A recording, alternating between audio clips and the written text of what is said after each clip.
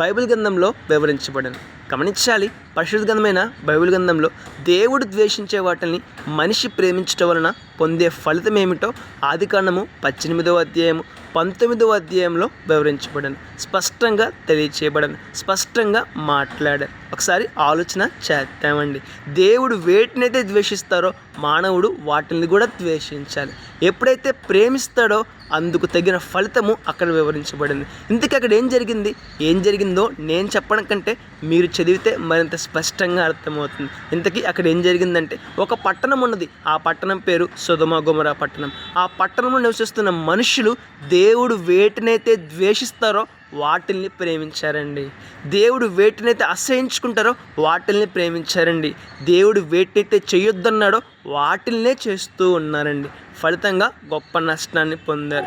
దేవుడు ద్వేషించే వాటిని ప్రేమించడం వలన ఆ సొదొమ గొమొర్రా ప్రజలు అగ్ని వర్షము చేత నాశనాన్ని పొందుకున్నారు. మన జీవితంలో కూడా దేవుడు వేటినైతే ద్వేషిస్తారో వాటిని మనం కూడా ద్వేషించాలి.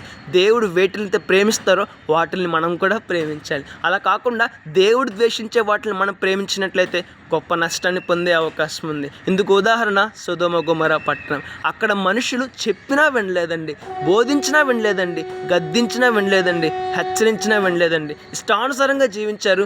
దేవుడు ద్వేషించిన వాటిని ప్రేమించారు. ఫలితంగా గొప్ప నష్టాన్ని పొందుకున్నారు, గొప్ప మరణాన్ని పొందుకున్నారు, తీవ్రమైన బాధను పొందుకున్నారు. ఒకసారి ఆలోచించేద్దాం, మన జీవితాన్ని మార్చుకుందాం, ఆ ప్రకారంగా జీవించుకుంటే జాగ్రత్త పడదాం. May God bless you.